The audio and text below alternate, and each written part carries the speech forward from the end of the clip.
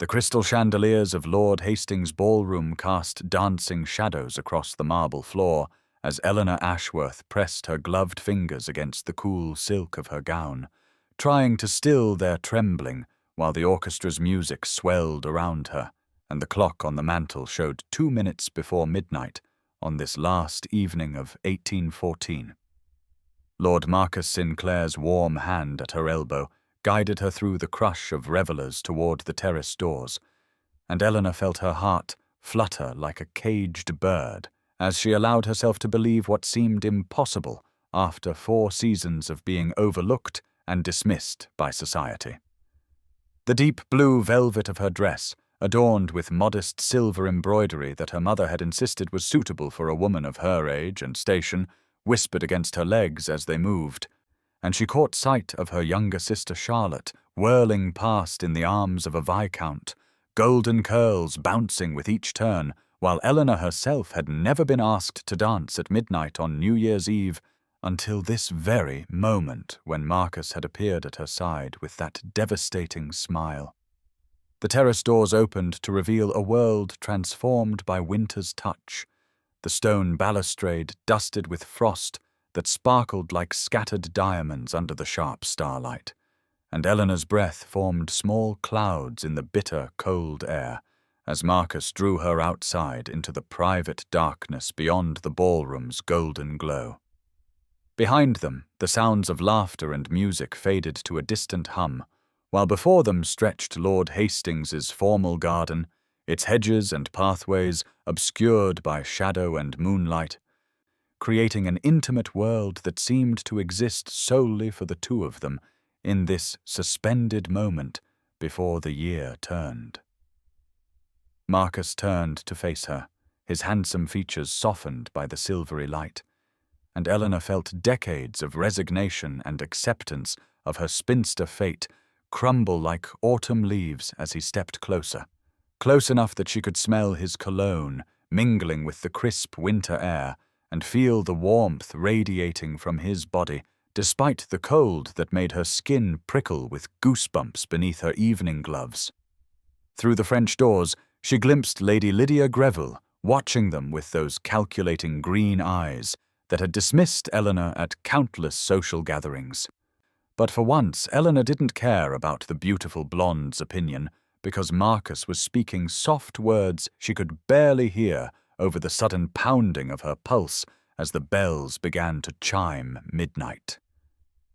The first stroke rang out across London, echoing from church to church, and Marcus cupped her face in his hands with a gentleness that made tears prick at Eleanor's eyes, because no man had ever looked at her with such apparent desire,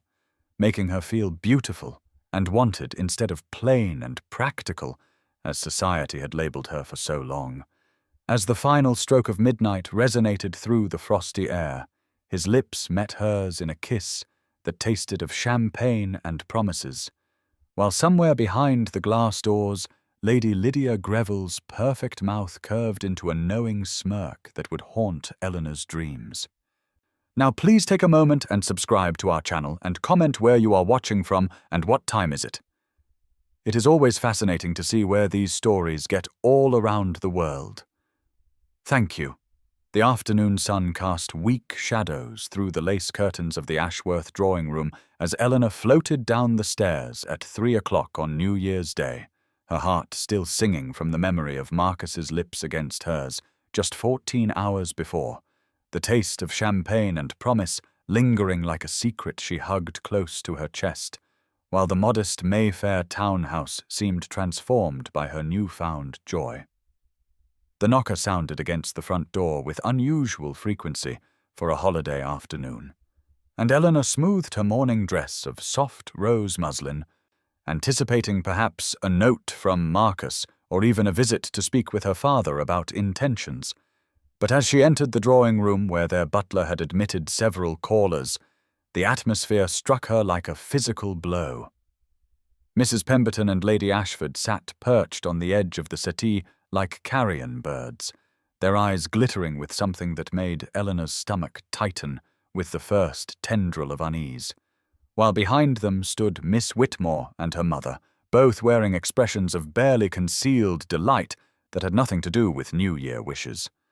The conversation halted abruptly at Eleanor's entrance, creating a silence so profound she could hear the mantel clock ticking and the distant clatter of carriages on the cobblestones outside, before Mrs. Pemberton cleared her throat with deliberate significance and remarked how brave dear Eleanor was to receive visitors after such an eventful evening. Eleanor's smile faltered as she took her seat, noticing how the ladies exchanged meaningful glances, and when she inquired politely about their health, Lady Ashford tittered behind her fan and said she supposed Eleanor must be quite exhausted from her midnight exertions, the word dripping with insinuation that made Eleanor's cheeks burn, though she didn't yet understand why. The drawing-room door stood slightly ajar, and through it drifted the voices of more callers in the entrance hall, their whispers carrying clearly in the winter air as someone mentioned that desperate Ashworth girl, and another voice added, throwing herself at Lord Sinclair in the most shameless fashion, while Eleanor's hands clenched in her lap, her mother too ill upstairs to navigate this social minefield, and her father hiding in his study as he always did when faced with anything unpleasant. Miss Whitmore leaned forward with false sympathy, her voice honeyed with poison as she relayed how Lord Sinclair had been at White's that very morning, laughing with the other gentlemen about the tedious wallflower who had practically dragged him onto the terrace, and when someone asked about his intentions, he had waved a dismissive hand and called the whole episode forgettable, insisting he had merely been foxed and seeking fresh air when Eleanor had followed him outside. The room spun slightly as Eleanor absorbed this information,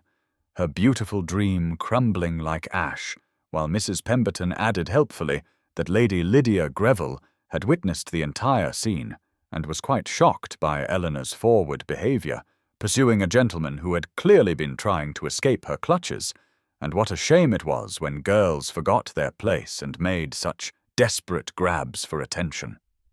Through the window, Eleanor glimpsed more carriages arriving, more visitors come to feast on her humiliation, and she understood with crystalline clarity that she was not receiving New Year calls, but had become the entertainment itself,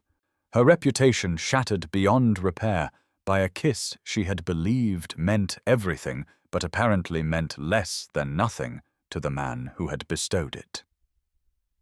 The grey morning light of January 15th filtered weakly through the frost-etched windows of Eleanor's bedchamber as she sat at her writing desk, mechanically sorting through the stack of returned calling cards that had accumulated over the past fortnight like fallen leaves after a storm, each one a small paper tombstone marking the death of another social connection she had once taken for granted. The face that gazed back from her mirror bore little resemblance to the hopeful woman who had floated down these same stairs on New Year's Day, for sleepless nights had carved shadows beneath her eyes, and worry had stolen the roses from her cheeks, leaving her looking older than her 24 years, while the house around her seemed to echo with absence and shame. The breakfast tray beside her sat untouched, for food had lost all appeal in the wake of her disgrace, and she could hear the servants whispering in the halls with that particular mixture of pity and scandal that marked a household touched by ruin, their voices carrying clearly in the unnatural quiet that had descended upon the modest Ashworth townhouse. 2 weeks had passed since that fateful midnight kiss, 2 weeks of complete social isolation, broken only by the cruel visits of those who came to gloat rather than comfort, and Eleanor had learned to armour herself in cold dignity, wrapping indifference around her heart like a winter cloak, while she watched her world crumble with the detached fascination of one observing a distant catastrophe.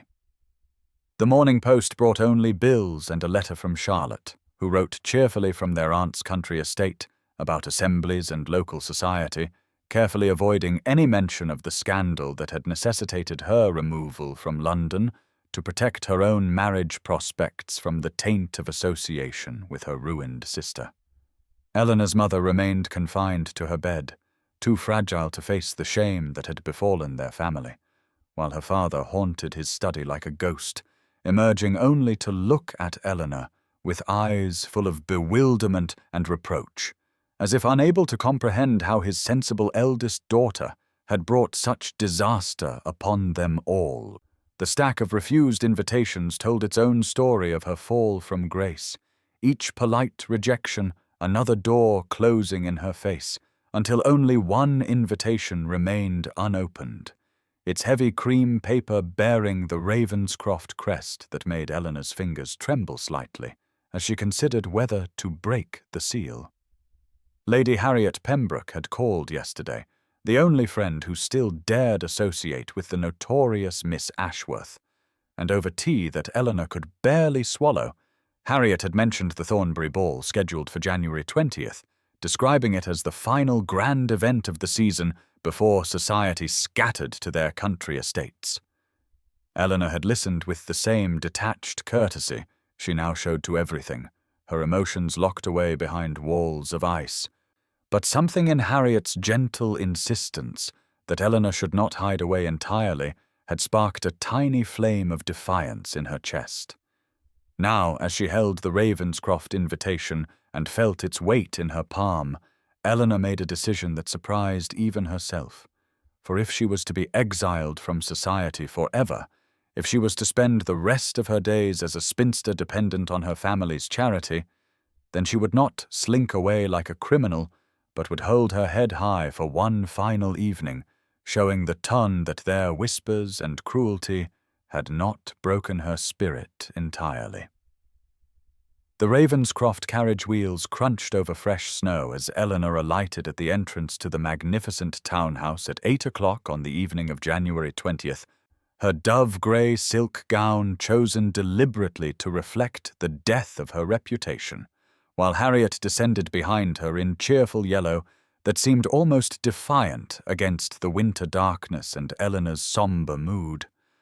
The massive doors stood open to admit the glittering throng of London's elite, light spilling onto the pavement like molten gold, while the sounds of music and laughter drifted from within, creating a scene of such elegant prosperity that Eleanor felt her resolve waver for just a moment before she straightened her spine and lifted her chin with the quiet dignity that had become her only remaining armor.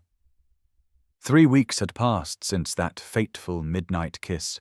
3 weeks of complete social exile, and now she stood at the threshold of what she had privately declared would be her final public appearance before retreating forever into the shadows of spinsterhood, determined to face whatever fresh humiliations awaited with the same cold composure that had carried her through the destruction of her world.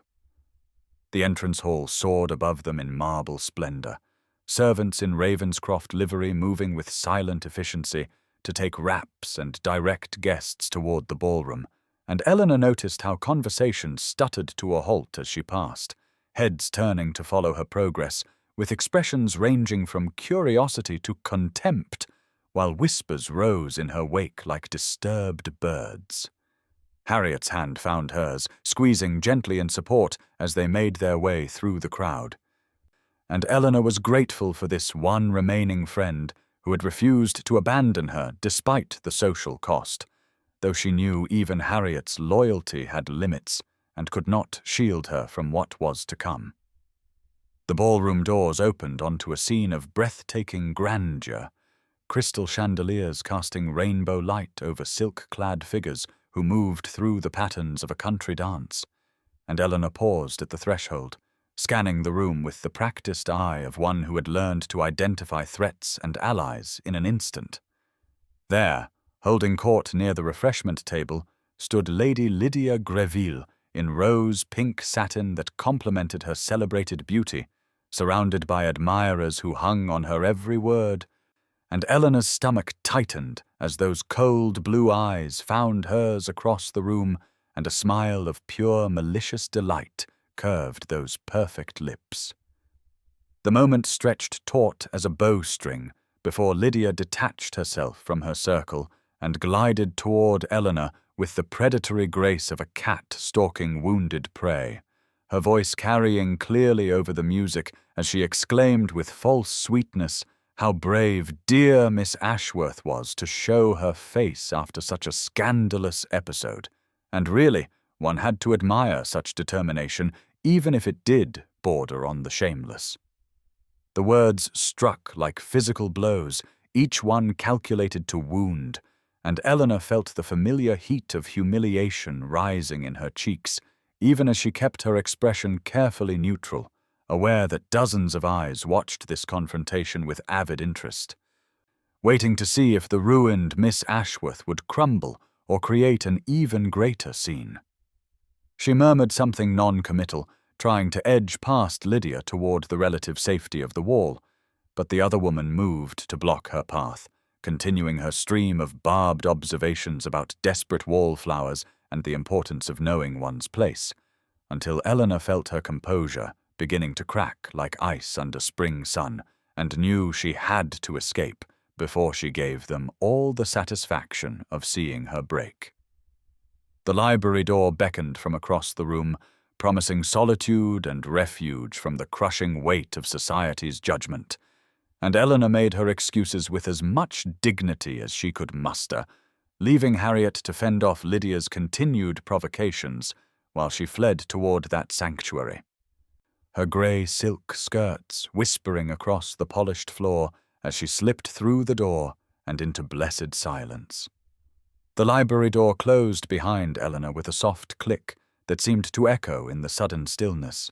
and she leaned against it for a moment, eyes closed, drawing in deep breaths of air scented with leather bindings and beeswax polish, while her heart gradually slowed from its panicked gallop to something approaching normal rhythm. The room stretched before her in shadowed magnificence, tall windows flanking one wall where heavy velvet drapes had been drawn against the winter night, while a dying fire cast dancing shadows across rows of books that climbed toward the coffered ceiling, and she moved toward the warmth instinctively, drawn by the promise of solitude and the blessed absence of watching eyes. A large portrait dominated the space above the marble mantelpiece, depicting a stern-faced gentleman in military dress whose dark eyes seemed to follow her movement, and Eleanor supposed this must be some Ravenscroft ancestor, probably as cold and forbidding as the current Duke was rumoured to be, though she had yet to glimpse their host among the glittering crowd. The fire popped softly as she held out her hands to its warmth, and she was so absorbed in the simple comfort of being alone, of not having to maintain her mask of dignified indifference, that she failed to notice the subtle shift in the shadows near the far corner, where a high-backed leather chair faced away from the door. "I wondered who would be the first to seek refuge from the glittering horde," came a deep voice from the darkness, causing Eleanor to start violently and press a hand to her racing heart as a figure unfolded from the chair with languid grace, moving into the firelight with a leather-bound volume still held loosely in one long-fingered hand. The man who emerged from the shadows was tall and lean, dressed entirely in black save for the gold signet ring that caught the firelight, and Eleanor's first thought was that he must be another social outcast like herself, perhaps a poor relation or unwelcome guest who had also sought sanctuary from the suffocating atmosphere of the ballroom. "Forgive me," she managed, her voice steady despite her surprise. "I believed the room to be empty, and did not mean to intrude upon your solitude, though I confess I understand the impulse to escape, for these events can be rather trying when one does not quite fit the mold of fashionable society." His lips curved in what might have been amusement as he set aside the book, and Eleanor caught a glimpse of Greek letters on the spine before he moved closer, studying her with dark eyes that seemed to see far more than she was comfortable revealing. "You speak as one well acquainted with the feeling of not belonging, miss," he prompted, and something in his tone, neither mocking nor pitying but simply curious, made her answer with more honesty than she had intended. "Ashworth," she supplied, lifting her chin slightly as she waited for the inevitable recognition, the shift from polite interest to salacious curiosity that her name now evoked. And yes, I am intimately familiar with the sensation of being unwelcome, though I suspect my reasons differ from yours, for you at least have the excuse of preferring Plato to empty pleasantries, while I have the distinction of being this season's most notorious cautionary tale. Instead of the expected reaction, his expression sharpened with what appeared to be genuine interest as he moved to pour himself a measure of brandy from a crystal decanter, gesturing to offer her a glass which she declined with a slight shake of her head. "Cautionary tale seems rather harsh,"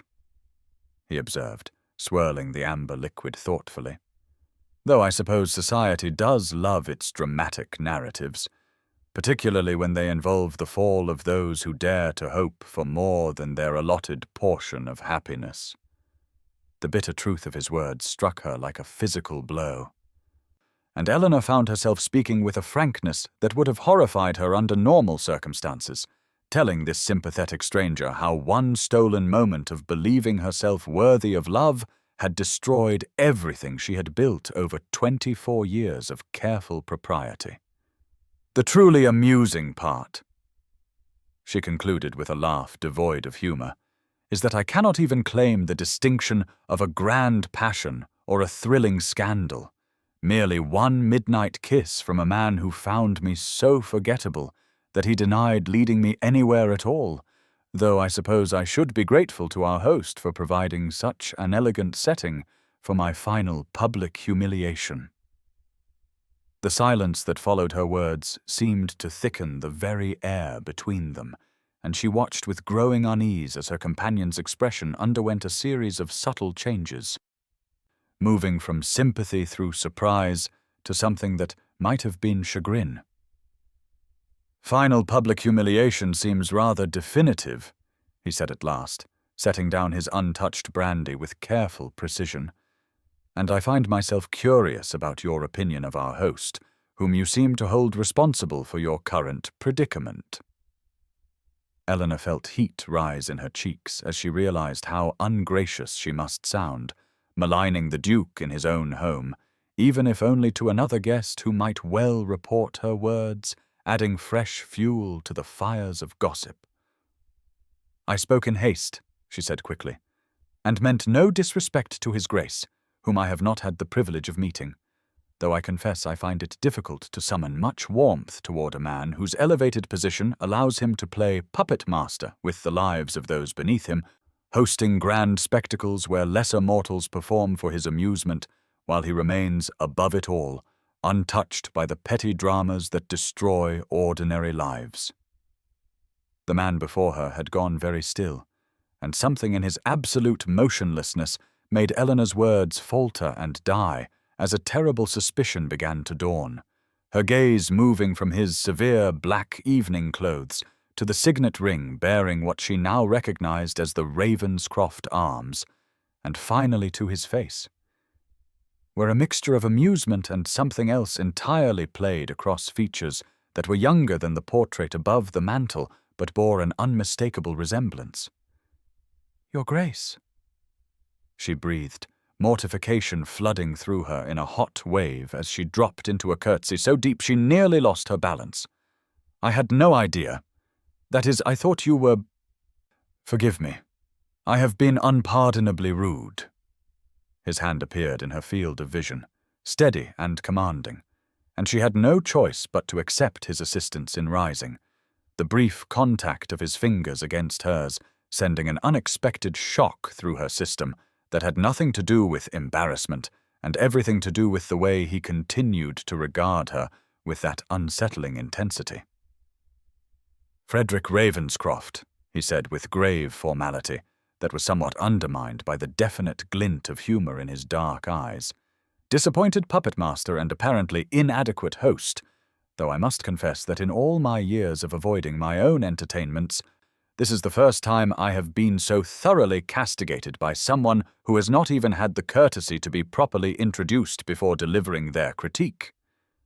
Eleanor fled the library with mortification burning in her cheeks, barely registering Frederick's voice calling after her as she pushed through the door and back into the glittering chaos of the ballroom, desperate to find Harriet and escape before she could compound her humiliation with further social disasters. But fate seemed determined to torment her, as Lady Lydia materialized directly in her path like some malevolent spirit summoned by her distress. "My dear Miss Ashworth," Lydia purred, her rose-pink gown seeming to glow in the chandelier light as she blocked Eleanor's escape route with practiced ease. "You look positively flushed, though I suppose skulking about in dark corners has that effect on those unaccustomed to proper society. And really, one must wonder what you hoped to accomplish by attending tonight, when everyone knows your reputation is quite beyond redemption."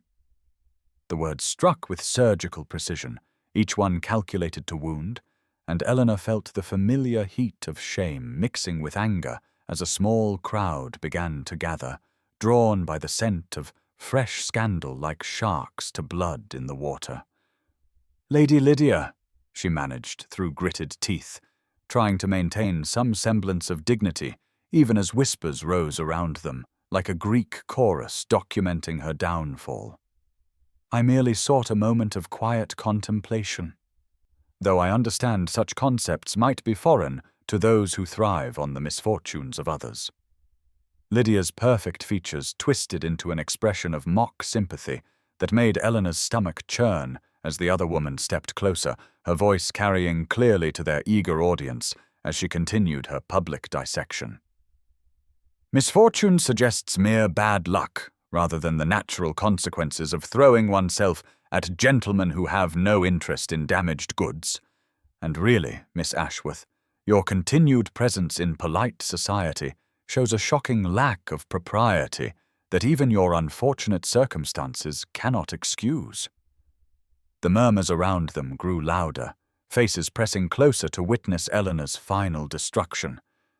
and she felt her composure beginning to crack like ice under spring sun when suddenly the crowd parted as if cleaved by an invisible blade, conversations dying mid-syllable as Frederick Ravenscroft emerged from the library with an expression that could have frozen hell itself.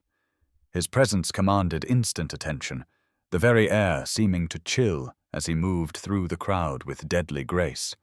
and Eleanor watched in stunned confusion as he came to stand beside her, so close she could feel the heat radiating from his body despite the ice in his demeanor. "Lady Lydia," he said, and his voice carried the kind of quiet menace that made brave men reconsider their choices. "I find myself curious about your sudden interest in propriety, particularly given your own rather colorful history with married gentlemen, though perhaps you believe your beauty excuses behavior that you so eagerly condemn in others." The color drained from Lydia's face so quickly, Eleanor thought she might faint, and the gathered crowd seemed to hold its collective breath as the Duke continued in that same terrifyingly calm tone that nevertheless carried to every corner of the now silent ballroom. "Miss Ashworth is a guest in my home," he continued, his dark eyes never leaving Lydia's increasingly pale face. "And I find your treatment of her not merely discourteous, but actively offensive to my hospitality, suggesting as it does that I would invite unworthy persons to my entertainments, an implication I trust you will wish to correct immediately." Lydia's mouth opened and closed like a landed fish, no sound emerging as she struggled to process this unexpected reversal. And Eleanor felt her own shock mirroring that of the crowd as Frederick turned to her with a complete transformation of manner, his expression warming as he extended his hand with formal courtesy. "Miss Ashworth, I believe I hear the opening strains of a waltz, and I would be honored if you would partner me, unless you prefer to continue this fascinating discourse on propriety with Lady Lydia, though I confess I find the topic grows tedious." The invitation hung in the air like a challenge, and Eleanor found herself placing her trembling hand in his without conscious thought, allowing him to lead her toward the dance floor as whispers exploded behind them like fireworks. The implications of the ruthless Duke of Thornbury publicly defending and then partnering the ruined Miss Ashworth sending shockwaves through the assembled ton that would doubtless provide gossip for weeks to come. The orchestra struck up the opening notes of a waltz in G minor, its melancholy strains seeming to echo Eleanor's inner turmoil as Frederick led her onto the dance floor with a firm hand at her waist, and she felt the weight of every gaze in the ballroom pressing upon them like a physical force, while whispers rose and fell in waves around the perimeter of dancers who gave them a noticeably wide berth. His hand was warm even through her glove as he positioned them with practiced ease, and Eleanor found herself staring at his perfectly tied cravat rather than meeting those dark eyes that seemed to see straight through her carefully constructed defenses, her body responding to the familiar steps even as her mind reeled with confusion at this unexpected turn of events. "You waltz beautifully," he observed as they began to move in perfect synchronization, his voice pitched low enough that only she could hear despite their proximity to other couples. "Though I suspect that surprises you less than the fact that you are dancing at all, given your stated intention to disappear into social obscurity after tonight." Eleanor's chin lifted automatically at the gentle mockery in his tone, finding her voice despite the unsettling warmth of his hand against her back, and the way his fingers curled around hers with surprising gentleness for a man with such a fearsome reputation. "Your Grace seems determined to prevent that outcome," she replied, proud that her voice remained steady, even as her heart raced at their closeness. "Though I confess myself at a loss to understand why the Duke of Thornbury would concern himself with the fate of one ruined woman when he has the cream of society to choose from." His expression shifted subtly, something dangerous flickering in those dark depths as he executed a turn that brought her incrementally closer, close enough that she could detect the faint scent of sandalwood and something uniquely him that made her stomach perform an alarming flip.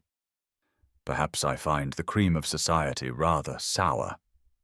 he murmured, "all milk and no substance, whereas you, Miss Ashworth, have the temerity to insult me to my face in my own library,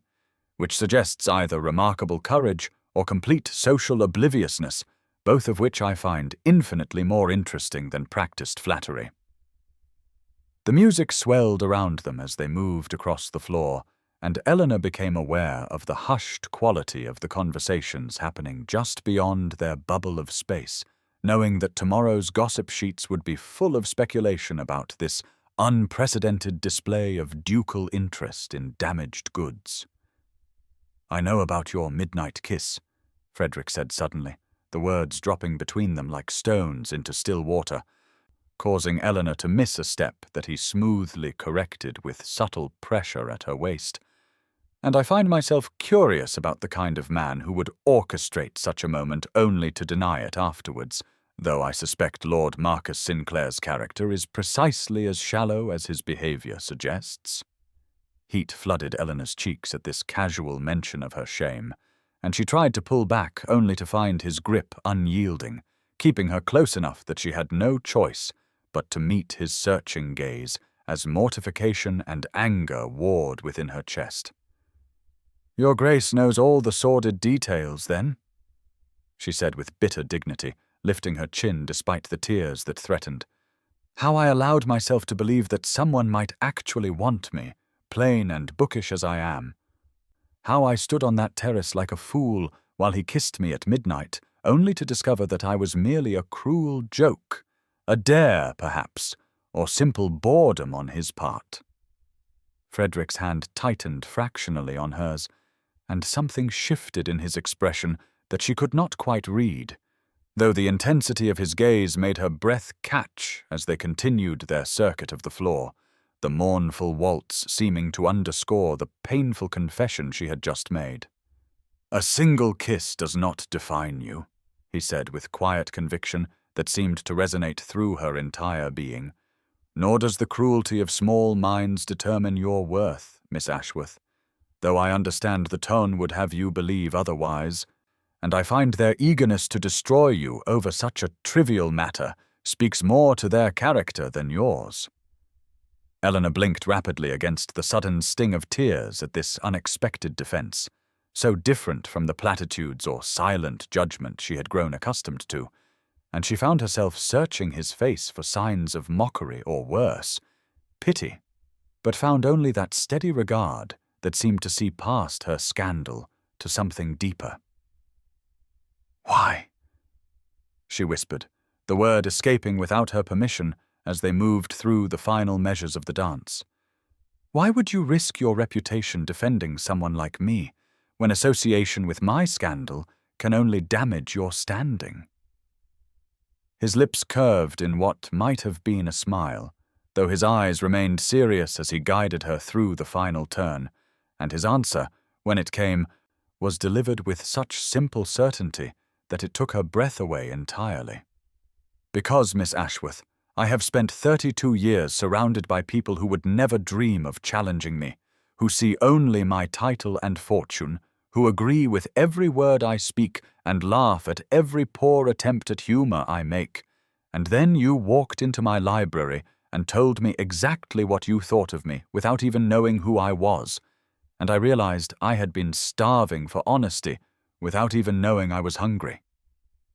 The waltz ended with a flourish of strings, and Eleanor found herself being guided through the crowd by Frederick's steady hand at her elbow, still reeling from his extraordinary declaration about starving for honesty. And she barely registered the parting of the sea of curious faces until they stood before an elderly woman seated in what could only be described as a throne-like chair of burgundy velvet,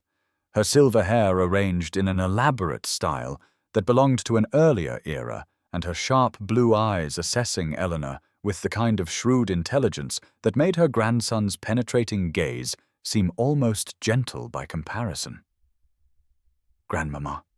Frederick said with a warmth Eleanor had not yet heard in his voice, "may I present Miss Eleanor Ashworth, who has just done me the honor of dancing despite my terrible reputation for crushing the toes of my partners, though I am pleased to report that her feet remain intact and she has not yet fled screaming into the night."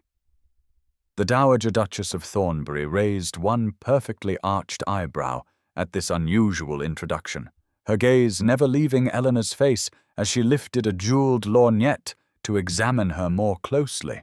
and Eleanor felt rather like a specimen under scientific observation as those keen eyes took in every detail from her modest grey gown to the flush still staining her cheeks from the dance. "So you are the young woman who has set the town ablaze with scandal," the Dowager said, her voice carrying the kind of authority that came from decades of social supremacy. "Though I must say you look remarkably composed for someone who has supposedly thrown herself at half the eligible men in London. Or was it all of them? Because these stories do tend to grow in the telling until one cannot separate truth from the most outrageous fiction." Eleanor felt her spine straighten automatically at this direct reference to her shame, but something in the old woman's tone suggested curiosity rather than condemnation, and she found herself responding with more spirit than wisdom might have dictated. "Your Grace exaggerates the reports. I believe it was only a quarter of the eligible men,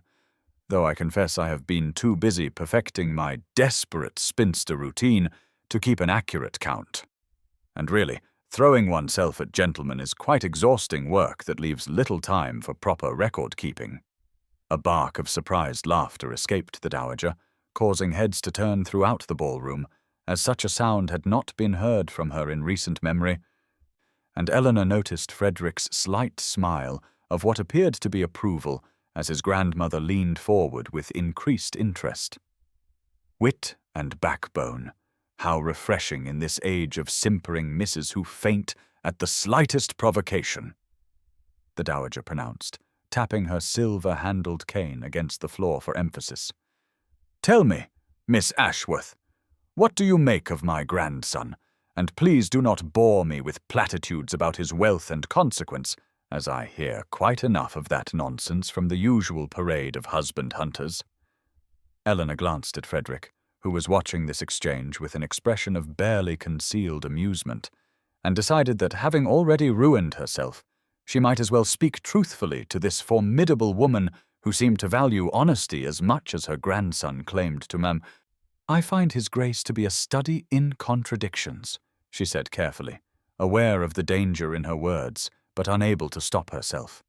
"Cold as winter to most, yet capable of unexpected kindness, dismissive of society's rules while perfectly embodying its power, and possessed of a library that suggests depths of thought and feeling that he takes great pains to hide behind a facade of ruthless indifference." The dowager's eyes sharpened with something that might have been approval or calculation, and she turned that penetrating gaze on her grandson, who had gone very still beside Eleanor, though she could not read the expression on his face without turning to look directly at him. "Perceptive as well as brave," the old woman murmured. Then louder, "Miss Ashworth, you will call on me tomorrow at 2 precisely. And bring that friend of yours hovering protectively behind that potted palm, as I find myself curious about any young woman who inspires such loyalty in the face of social destruction. And Frederick, do stop looking like you have swallowed something unpleasant, as your face might freeze that way." Before Eleanor could process this unexpected invitation or formulate a response, the dowager was already waving them away with an imperious gesture, turning to address another hovering courtier, and Frederick was guiding her back through the crowd with that same steady pressure at her elbow that suggested he was not quite ready to release her to the wolves of society. "You have passed the dragon's inspection," he murmured close to her ear, sending an involuntary shiver down her spine. "A feat many have attempted, and few have achieved. Though I suspect she knew she would like you from the moment you refused to grovel or simper in her presence." Eleanor found herself being deposited near where Harriet indeed stood by a large potted palm, her friend's eyes wide with questions that would doubtless keep them awake half the night, and as Frederick bowed over her hand with perfect formality that belied the intensity of their earlier interaction, she wondered what she had just set in motion by speaking truthfully to 2 of the most powerful people in society. "Until tomorrow, Miss Ashworth," he said,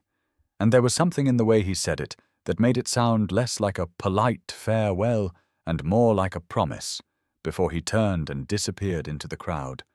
leaving Eleanor to face Harriet's excited interrogation and the weight of countless stares that followed her for the remainder of the evening, though none dared approach after the Duke's public claim of her company. Eleanor sat in the morning room with her needlework forgotten in her lap, watching dust motes dance in the pale January sunlight that filtered through the lace curtains, while her mind wandered yet again to that extraordinary evening at the Thornbury ball 5 days prior, when the Duke had danced with her and defended her, and looked at her with those dark eyes that seemed to see something in her that she could not see in herself, though she tried desperately to convince herself that such thoughts were the height of foolishness for a ruined woman who had no business dreaming of dukes or anything beyond quiet spinsterhood. The Morning Post had already been delivered and distributed by their aging butler, and Eleanor had observed without much interest as her father sorted through the usual collection of bills and correspondence, his face growing increasingly pinched with each envelope he opened, a reminder of their modest circumstances that had only grown more strained since the scandal that had sent Charlotte away to their aunt in Devon for her own protection. A knock at the door interrupted the heavy silence that had become their daily companion since her disgrace, and Eleanor heard the butler's shuffling steps in the hallway, followed by the unmistakable sound of quality paper being placed on a silver salver, though she paid it little mind until her father's sharp intake of breath made her look up from her pretense of embroidery. "Eleanor," he said, his voice strange and tight as he held up a heavy cream envelope that bore an elaborate crest pressed deep into burgundy wax. "This is addressed to you, from Thornbury." And she felt her heart perform a peculiar skip as she recognized the Ravenscroft seal, though she tried to maintain an expression of polite disinterest. even as her fingers trembled slightly when she reached for the letter. The paper was of the finest quality, thick and smooth beneath her fingertips as she broke the seal and unfolded it to reveal an elegant, feminine hand that could only belong to the Dowager Duchess, inviting Miss Eleanor Ashworth and her companion, Miss Harriet Pembroke, to attend a winter house party at Thornbury Estate, beginning February 1st. The wording formal yet somehow warm in a way that suggested genuine welcome rather than mere social obligation. "Absolutely not," her father pronounced, before she had even finished reading, his face flushing an alarming shade of red as he rose from his chair. "I will not have you courting further scandal by accepting invitations from that family, regardless of their consequence, as you have already brought quite enough shame upon this household with your midnight indiscretions, and I will not stand for any continuation of this nonsense." Eleanor felt something cold and hard crystallize in her chest at his words, a protective shell forming around the fragile hope that had dared to bloom despite her best efforts to crush it. And she found herself standing to face him, with a calm that surprised them both, her voice steady, as she spoke words that seemed to come from some deeper well of strength she had not known she possessed. "Father, I am already ruined in the eyes of society, my reputation destroyed beyond any hope of repair, and Charlotte has been sent away because of my shame, while Mother lies ill upstairs, too weak to face the gossip that follows our family name like a curse," she said, watching his face grow even redder as she continued with quiet determination. "So tell me, what more can they possibly take from me that has not already been stripped away by cruel whispers and cold shoulders and the kind of social death that leaves one breathing but not truly living?" The silence that followed her question seemed to stretch endlessly, broken only by the ticking of the mantel clock and the distant sound of carriage wheels on cobblestones outside their window, until finally her mother's voice drifted down from the doorway where she stood wrapped in a shawl, looking fragile as porcelain but with eyes that held unpected understanding. "Let her go, Henry," her mother said softly, moving into the room with careful steps that betrayed her weakness even as her expression remained resolute. "Eleanor is right that she has little left to lose, and perhaps the Dowager Duchess sees something in our daughter that we have been too blinded by shame to recognize, and I would rather she find some small measure of happiness, even briefly, than watch her fade away in this house like a flower deprived of sunlight." Her father's protests sputtered and died under her mother's steady gaze, and Eleanor felt tears prick at her eyes at this unexpected support from the woman who had seemed too overwhelmed by illness and scandal to offer much comfort in recent weeks. Though she managed to maintain her composure as she carefully refolded the invitation and held it against her chest like armor. "I will write to Harriet immediately," Eleanor said, knowing her dear friend would accompany her without hesitation, despite the risk to her own reputation. "And we shall travel to Thornbury as invited, accepting whatever comes with the full knowledge that I am already beyond redemption in society's eyes, but perhaps not yet beyond the reach of kindness from those who choose to see past scandal to the person beneath." Later that evening, as she penned her acceptance with careful strokes, Eleanor allowed herself one moment of pure, dangerous hope as she remembered the Duke's voice saying that a single kiss did not define her, and though she knew better than to dream of anything more than a pleasant house party where she might briefly escape the suffocating disappointment of her father's house, she could not quite stop her traitorous heart from wondering what might await her at Thornbury,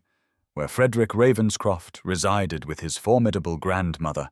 and his unexpected kindness, and those dark eyes that seemed to promise something she dared not name. The carriage wheels crunched over frozen gravel as they approached Thornbury Estate through an avenue of ancient oaks whose bare branches formed a cathedral arch overhead, and Eleanor pressed her face to the window, despite knowing it was undignified, unable to resist her first glimpse of the place that had occupied her thoughts for the past week since accepting the Dowager's invitation.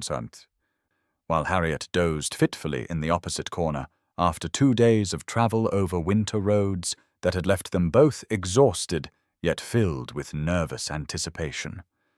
The dying light of the February afternoon painted the approaching manor house in shades of gold and shadow, revealing grey stone walls that seemed to have grown from the earth itself rather than been built by human hands, with mullioned windows that caught the sunset like mirrors and reflected it back in dazzling display.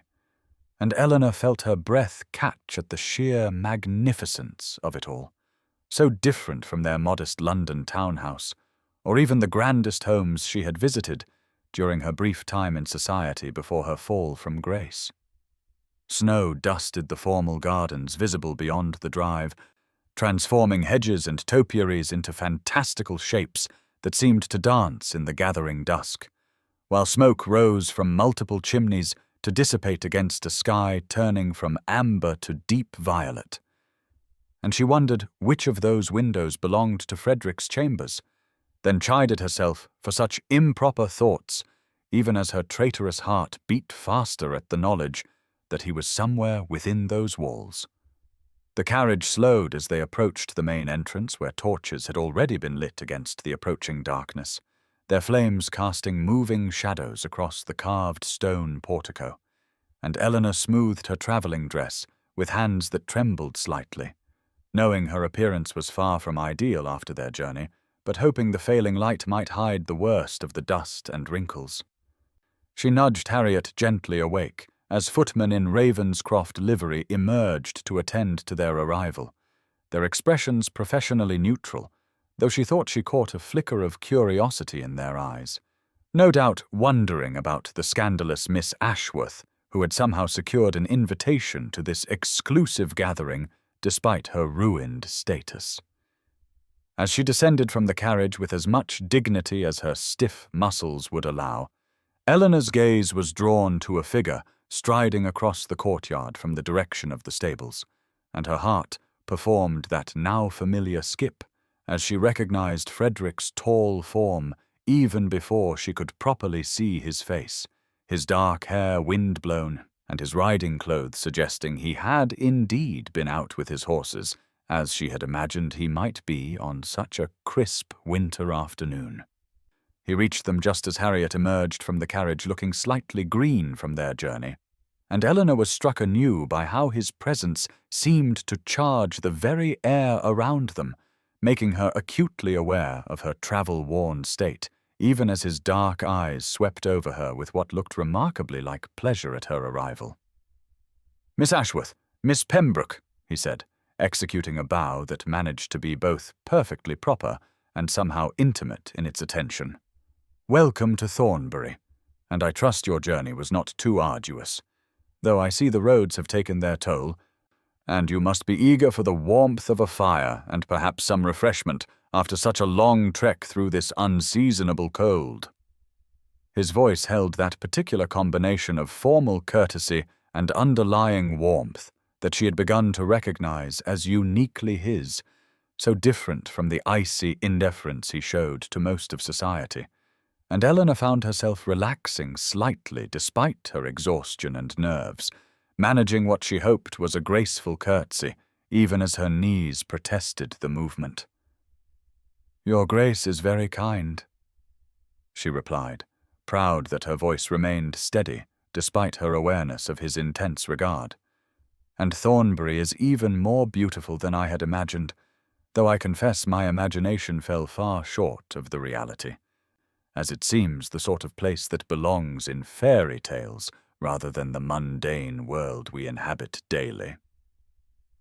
A slight smile touched his lips at her words, and he gestured for them to precede him into the house, falling into step beside them as they entered a great hall that took Eleanor's breath away with its soaring ceiling, ancient tapestries, and massive fireplace where logs the size of small trees burned with welcoming heat. "My grandmother is holding court in the drawing-room with the other guests who have already arrived." Frederick informed them as they paused to let their eyes adjust to the warm glow of candlelight after the gathering darkness outside. "But I have instructed Mrs. Pemberton to show you to your rooms first, so you might refresh yourselves, as I suspect you would prefer not to face the assembly in your current state, though I assure you that you look perfectly charming despite the rigors of travel." The compliment, delivered in that matter-of-fact tone that somehow made it more believable than flowery protestations would have been, brought heat to Eleanor's cheeks, and she was grateful for the dim lighting that might hide her blush as a stern-faced housekeeper appeared, as if summoned by magic, to lead them up a ground staircase lined with portraits of stern-faced Ravenscroft ancestors. Just as they reached the first landing, Frederick's voice stopped them with a final comment that made Eleanor's pulse race with a mixture of anxiety and something else entirely. "I should warn you that Lady Greville is among our party, having secured an invitation through her connection to my cousin, though I trust you will not allow her presence to diminish your enjoyment of your stay, as you are here as my grandmother's particular guest, and therefore under the protection of this house, which I assure you is not given lightly." Eleanor had discovered quite by accident on her second evening at Thornbury that the library remained largely deserted after dinner when the other guests gathered in the drawing-room for cards and gossip, and she had slipped away from the suffocating small talk to find solace among the towering shelves of leather-bound volumes that seemed to reach toward the coffered ceiling like ancient trees in a forest of knowledge, only to find Frederick already ensconced in a wing-backed chair near the fire with a volume of Byron's poetry in his hands and an expression of such profound concentration that she had nearly retreated before he looked up and smiled that particular half-smile that made her pulse quicken despite her best efforts at maintaining proper detachment. "Miss Ashworth," he had said, rising with that fluid grace that seemed at odds with his intimidating reputation, "I wondered if you might find your way here eventually, as you strike me as someone who values the company of books over the empty chatter that passes for conversation in most drawing-rooms." And something in his tone suggested he had perhaps been hoping for just such an encounter, though Eleanor tried not to read too much into what might simply be courtesy toward a guest. Now, 2 evenings later, what had begun as chance meetings had evolved into an unspoken arrangement where they would both drift away from the assembled company after dinner to reconvene in this sanctuary of mahogany shelves and Morocco bindings, where the fire cast dancing shadows across the spines of countless volumes, and the world beyond the library doors seemed to fade into insignificance,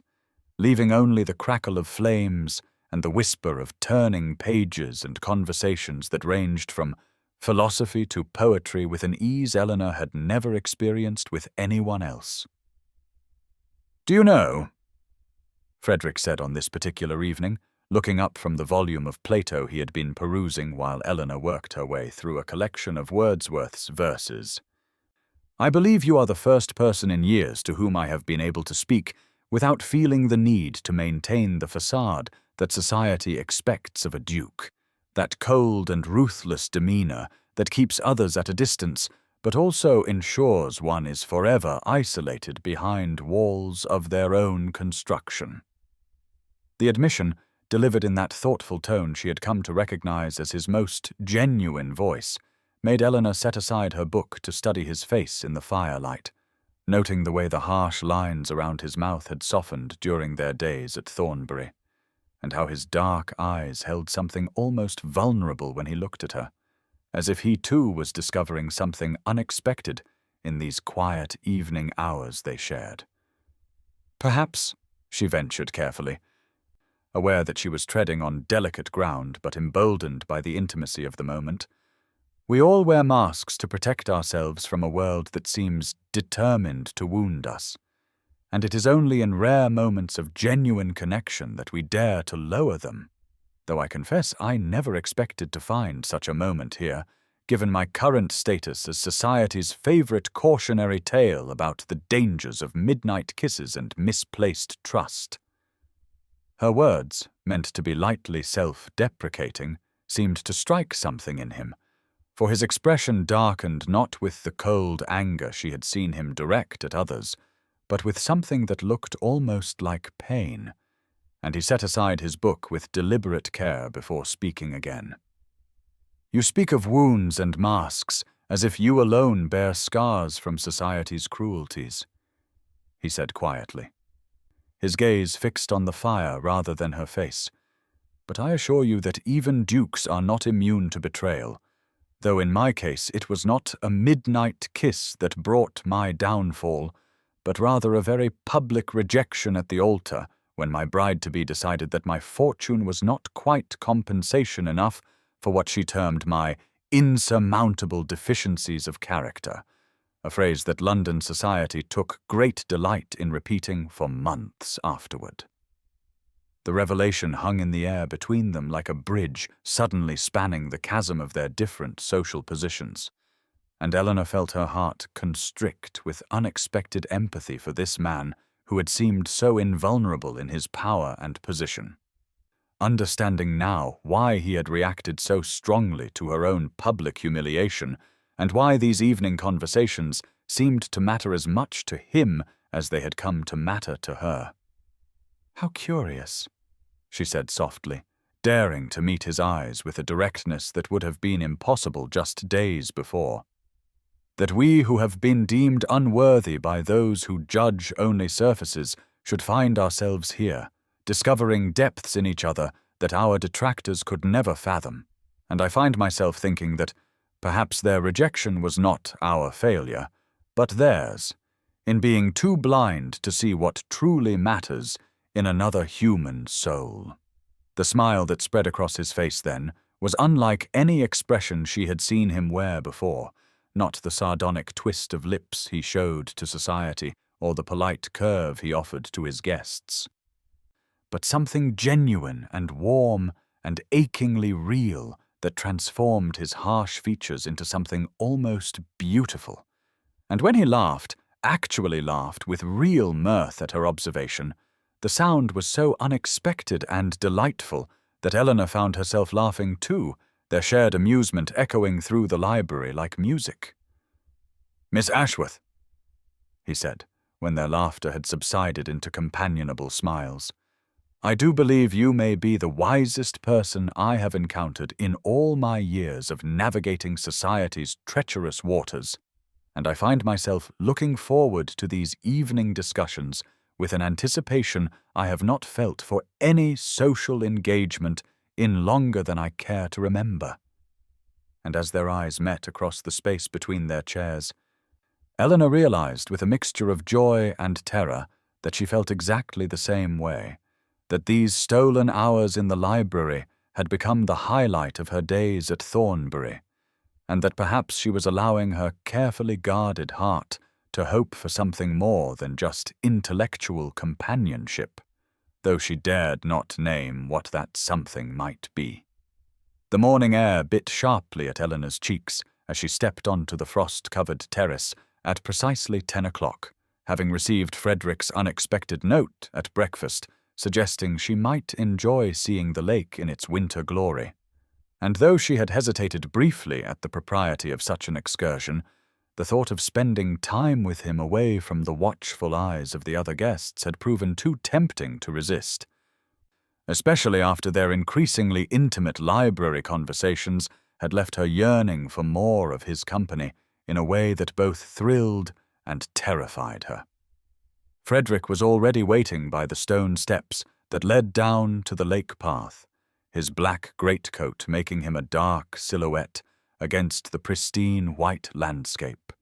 and the smile that transformed his features when he saw her approach sent warmth flooding through her despite the bitter cold, making her grateful for the blue wool cloak with its fur trim that might hide the color rising in her cheeks.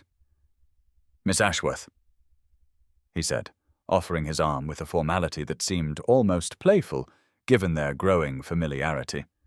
"I thought you might appreciate seeing my favorite retreat on the estate, though I confess I have shared it with very few people over the years. as solitude has generally been my preferred companion until quite recently." And the meaningful look that accompanied these words made Eleanor's heart skip in a way she was finding increasingly difficult to ignore or rationalize away as mere gratitude for his kindness. They descended toward the lake in companionable silence, broken only by the crunch of their footsteps on the frozen ground and the distant cawing of crows from the bare trees that lined the water's edge. And Eleanor found herself stealing glances at Frederick's profile, noting how the cold had brought color to his usually pale cheeks and how his dark hair curled slightly where it escaped from beneath his hat, details she had no business noticing, but which seemed to imprint themselves on her memory nonetheless. "The summer house is just across the lake," he explained, as they reached the shoreline, where the water had frozen solid enough to walk upon, tested daily by the groundskeepers to ensure its safety. "And though it seems an odd destination in winter, I find there is something particularly peaceful about it when surrounded by ice and snow, as if the cold strips away all pretense and leaves only what is essential and true." Words that seemed to carry weight beyond their surface meaning, as if he were speaking of more than just a simple structure across the frozen water. As they began their careful progress across the ice, Eleanor became acutely aware of his presence beside her, the way he shortened his naturally long stride to match hers, how his hand hovered near her elbow, ready to steady her if needed. The visible puffs of his breath in the cold air that seemed to mingle with her own in the still morning, and she found herself talking more freely than she had with anyone save Harriet, sharing memories of childhood winters when she and Charlotte would skate on the small pond near their country home before their mother's illness and their father's financial troubles had changed everything. "I sometimes wonder," she found herself confessing as they neared the middle of the lake where the ice was clearest, and she could see the dark water beneath, "what my life might have been if I had been born beautiful like Charlotte, or wealthy enough that beauty mattered less, though I suppose such wondering is foolish when we cannot change the circumstances of our birth, only how we choose to face them." And she felt rather than saw Frederick stop walking, his sudden stillness drawing her attention to his face, where an expression of such fierce protectiveness had overtaken his features that it quite stole her breath. "You truly do not see it, do you?" he asked, his voice low and intense in a way that made her pulse race. "The way your eyes light when you speak of something you love, how your whole being seems to glow when you laugh, the elegant way you move through a room as if you belong everywhere and nowhere all at once, the sharp intelligence that makes every conversation with you an adventure rather than a chore." And he seemed about to say more when Eleanor's foot found a patch of rougher ice, causing her to stumble forward with a small cry of alarm. His hands were at her waist instantly, strong and sure through the layers of wool and fabric, catching her before she could fall and drawing her against him in a movement that was pure instinct. And for a moment, that seemed to stretch into eternity, they stood frozen on the ice, her hands braced against his chest where she could feel the rapid beat of his heart that matched her own racing pulse. His face so close she could see the flecks of gold in his dark eyes and feel the warmth of his breath against her cheek. Neither of them moved to step away, the moment holding them captive as surely as any physical bonds.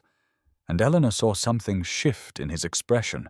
a hunger and longing that matched the ache in her own chest, before he seemed to recall himself,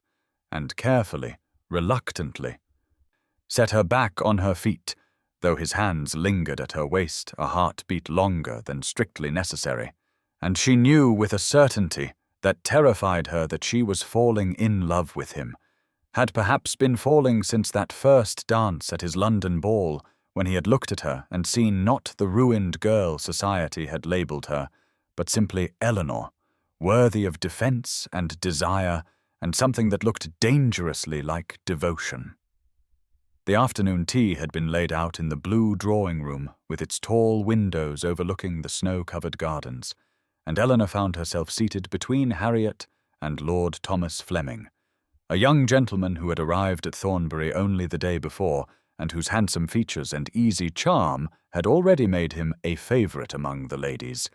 though Eleanor barely noticed his attempts at conversation as her eyes kept drifting toward Frederick, who stood near the fireplace engaged in what appeared to be a tense discussion with his estate manager. His jaw set in that particular way she had come to recognize meant something had displeased him greatly. Lord Fleming, seemingly undeterred by her distraction, leaned closer to reach for the sugar bowl in a movement that brought him unnecessarily near to Eleanor's person, his voice warm with admiration as he complimented her on the becoming shade of her afternoon dress,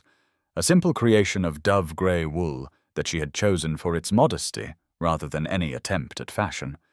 and she murmured something appropriately polite while wondering why Frederick had not joined them for tea, as had become his custom over the past days at Thornbury. "Miss Ashworth," Lord Fleming continued, his blue eyes bright with interest that seemed genuine enough, though it puzzled Eleanor greatly, given her current status as society's pariah. "I understand from Lady Pembroke that you are quite accomplished at the pianoforte, and I confess myself eager to hear you play, as I am something of a musician myself and always delighted to find a kindred spirit in matters of art and culture." Words that would have pleased her immensely just weeks ago, but now seemed hollow compared to the discussions of philosophy and literature she had shared with Frederick in the library's intimate confines. From across the room, Lady Lydia Greville observed the interaction with a smile that did not reach her calculating eyes, and Eleanor felt a familiar chill of apprehension as the beauty glided toward them with deliberate grace, her silk skirts rustling like whispered threats as she approached their small gathering with an expression of false sweetness that immediately put Eleanor on her guard. "How delightful to see Lord Fleming has discovered our dear Miss Ashworth," Lydia purred, settling herself on the nearby sofa in a deliberate display of her perfect posture and exemplary breeding. "Though I do hope someone has warned him about her unfortunate tendency toward midnight encounters on terraces, as we would not want another gentleman to find himself compromised by her rather forward behavior." Words delivered with such honeyed venom that even Lord Fleming looked uncomfortable at the unveiled cruelty.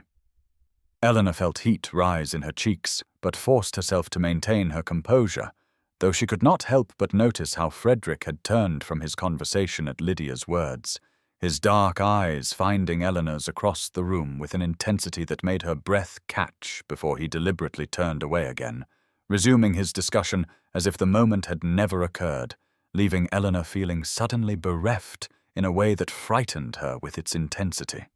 "I find," Lord Fleming said with unexpected firmness, that made Eleanor regard him with new interest, "that gossip often reveals more about the speaker than the subject, and I prefer to form my own opinions based on personal observation rather than the whispered speculations of those who seem to have nothing better to occupy their time." A defense that should have warmed Eleanor's heart, but instead only emphasized Frederick's continued silence and apparent indifference to Lydia's attack. The conversation continued around her like the buzzing of particularly tiresome insects, but Eleanor found herself withdrawing into her own thoughts, wondering if she had misread the growing intimacy between herself and Frederick, if perhaps those evenings in the library and that charged moment on the frozen lake had meant far more to her than to him, a possibility that sent such a sharp pain through her chest that she had to set down her teacup for fear of revealing her distress through trembling hands. Lady Lydia, sensing blood in the water like the predator she was, leaned forward with mock concern that fooled no one present, her voice dropping to a stage whisper designed to carry to every corner of the room as she addressed Eleanor with false sympathy that dripped with satisfaction at causing pain. "Of course, you must not take His Grace's absence personally, dear Eleanor,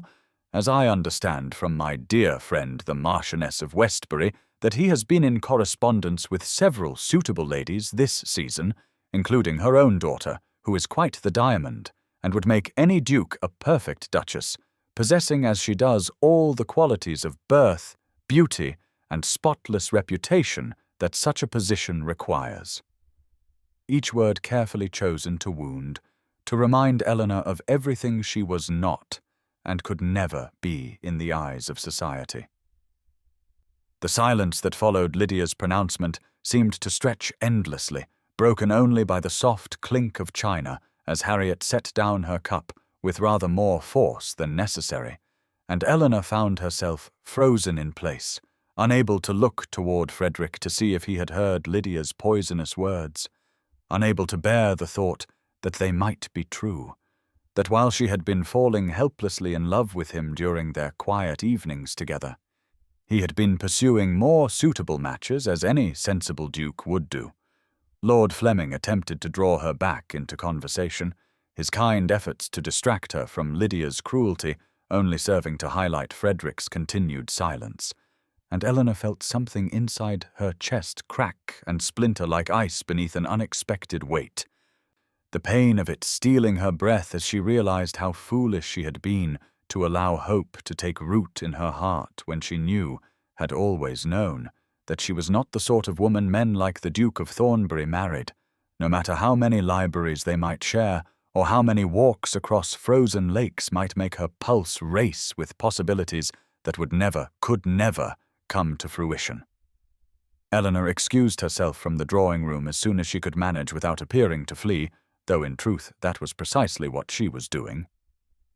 Escaping to the sanctuary of her chamber, where she could nurse her wounded heart in private, without the burden of maintaining a pleasant expression, while Lady Lydia's poisonous words echoed in her mind, and Frederick's apparent indifference carved fresh wounds in her already battered defences, and she had barely reached the haven of her room when the tears she had been holding back through sheer force of will finally broke free, sliding down her cheeks in silent testimony to her foolishness in believing even for a moment that a man like the Duke of Thornbury could truly care for someone like her. The elegant chamber with its view of the frozen lake that had delighted her upon arrival now seemed to mock her with its luxury, reminding her of all the ways she did not belong in this world of wealth and privilege where even friendship could be withdrawn at a moment's notice, and she sank onto the window seat, pressing her forehead against the cold glass as she watched the sun sink toward the horizon, painting the snow-covered landscape in shades of rose and gold that seemed far too beautiful for the ugliness she felt inside. A soft knock at her door made her stiffen, and she quickly wiped at her cheeks, though she knew the evidence of her distress would still be visible, calling out permission to enter while expecting to see Harriet's concerned face. But instead the door opened to reveal the Dowager Duchess herself, leaning heavily on her silver-handled cane as she surveyed Eleanor with those sharp, sapphire eyes that seemed to see everything and judge more fairly than her grandson apparently did. "Do not look so surprised, child," the old woman said, closing the door behind her with a decisive click before making her way to the chair near the fireplace, settling herself with the natural authority of one who had never doubted her welcome anywhere, "as I make it my business to know when one of my guests has been driven to tears by the machinations of that viper Lydia Greville, whom I only tolerate because her mother was a particular friend, though I begin to think that friendship has been sorely tested by the daughter's behaviour." Eleanor found herself moving from the window seat to take the chair opposite the Dowager, drawn by something in the older woman's tone that suggested understanding rather than censure, and she folded her hands in her lap to still their trembling as she tried to find words that would not sound like the pitiful complaints of a woman who had forgotten her place and reached for things beyond her grasp.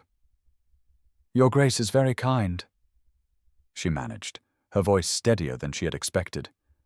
"But I assure you that Lady Lydia said nothing that was not already known to me, as I am well aware of my position and the impossibility of expecting anything beyond basic civility from those so far above my station." Words that tasted bitter on her tongue, but which she felt compelled to speak, as if acknowledging the truth might somehow lessen its power to wound. The dowager's snort of derision was surprisingly unladylike and all the more endearing for its honesty, and she fixed Eleanor with a look that brooked no argument as she leaned forward slightly, her rings catching the firelight as she gestured dismissively at Eleanor's words as if they were particularly bothersome flies to be swatted away. "Nonsense and folly," the dowager pronounced, with the certainty of one who had lived long enough to recognize both when she encountered them. "As anyone with eyes can see that my grandson has been half in love with you since that first dance in London, though he is managing the situation with all the grace of a bull in a china shop, which I suppose is to be expected given his unfortunate history with matters of the heart. Though that is a story for him to tell when he finally comes to his senses and stops acting like a fool." The words sent Eleanor's heart racing even as her mind rejected them, too afraid to hope again after the afternoon's painful reminder of reality. And she found herself shaking her head slowly, unable to meet the dowager's knowing gaze as she struggled to explain what seemed so obvious to everyone but this remarkable old woman who insisted on seeing possibilities where none existed. "But your grace must know that I am ruined," Eleanor said quietly, the words scraping her throat raw with the effort of speaking them aloud. "And whatever his grace's kindness toward me, surely he understands that a duke cannot ally himself with a woman who has been so thoroughly rejected by society, whose very presence at a gathering causes whispers and speculation, who brings nothing but scandal and shame to any association." Truths that cut deep even as she spoke them, each word another stone added to the wall she was building around her heart to protect it from further damage. The dowager's cane tapped sharply against the floor, a sound that commanded attention and brooked no self-pity. And when Eleanor finally raised her eyes to meet that penetrating gaze, she found something there that looked remarkably like affection mixed with exasperation, as if she were dealing with a particularly stubborn but beloved grandchild who insisted on missing the obvious. "My dear girl," the dowager said with a gentleness that brought fresh tears to Eleanor's eyes,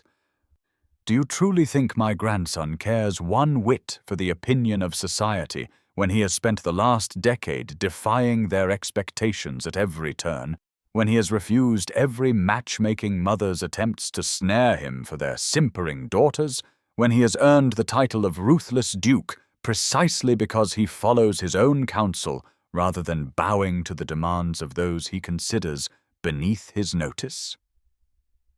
The question hung in the air between them like a challenge and a promise all at once, and Eleanor found herself remembering all the moments over the past days when Frederick had sought her company, the conversations in the library that had stretched late into the night, the way his eyes had softened when she made him laugh, and the careful way he had held her on the ice as if she were something precious rather than something shameful, memories that warred with the afternoon's pain in a battle for her heart's allegiance. The dowager's words hung in the air between them like a lifeline thrown to a drowning woman, and Eleanor wanted desperately to grasp it,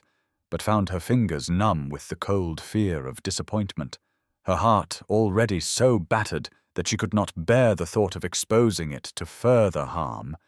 Yet something in the old woman's fierce certainty made her pause in her self-protective retreat as the dowager continued with a determination that would have been amusing in less fraught circumstances. "That boy," the dowager said with the fond exasperation of a grandmother who had watched her grandson make a muddle of things, "has the unfortunate habit of believing himself above such petty emotions as jealousy, which is why he is currently stalking about his own estate like a caged wolf rather than simply telling you that the sight of Lord Fleming mooning over you at tea made him want to challenge the poor man to pistols at dawn, though of course he would never admit to such a thing, stubborn creature that he is." The revelation sent Eleanor's thoughts spinning as she tried to reconcile this image with the cold indifference she had witnessed in the drawing-room, and she found herself gripping the arms of her chair as if they might anchor her in a world that had suddenly tilted off its axis, her voice emerging as barely more than a whisper when she finally found the courage to speak. "But he said nothing when Lady Lydia spoke so cruelly, and he turned away as if my distress meant nothing to him," she said, the hurt still fresh enough to bring tears to her eyes, despite her best efforts to maintain composure. "And how can your Grace speak of jealousy when he showed only indifference to both Lord Fleming's attentions and Lady Lydia's venom?" The dowager's laugh was surprisingly robust for a woman of her years, and she shook her head with the air of one dealing with particularly obtuse children who insisted on misunderstanding the simplest things, her cane tapping against the floor in emphasis as she leaned forward to fix Eleanor with a look that brooked no argument or self-delusion. "My dear girl, have you learned nothing of my grandson in your time here, or has that sharp intelligence I so admired in London deserted you entirely in the face of a handsome face and broad shoulders?" The old woman asked with gentle mockery that somehow managed to be kind rather than cruel. For Frederick has never been one to display his emotions for public consumption, particularly not in a room full of gossips and vipers who would delight in using any sign of attachment against both him and the object of his affections, which is precisely why he maintains that legendary control even when I suspect he would prefer to throw Lord Fleming from the nearest window. Eleanor felt something shift in her chest at these words, a tiny flame of hope that she had thought thoroughly extinguished beginning to flicker back to life despite her best efforts to smother it. And she found herself remembering the intensity in Frederick's eyes when he had turned at Lydia's words, the way his jaw had tightened with what she had read as displeasure, but might have been something else entirely, something more protective and possessive than she had dared to imagine. "Furthermore," the dowager continued with the satisfaction of one warming to her theme,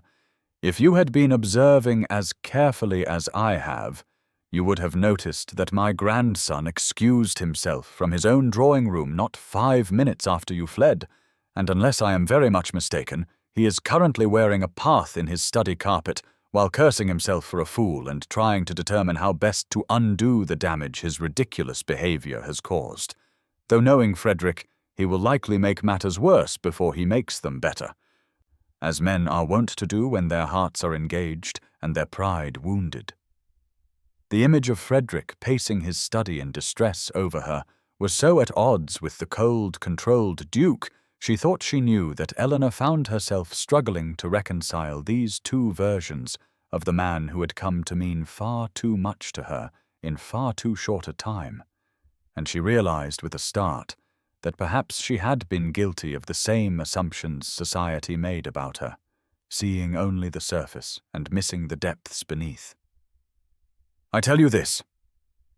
the dowager said, rising from her chair with surprising grace for one who relied so heavily on her cane,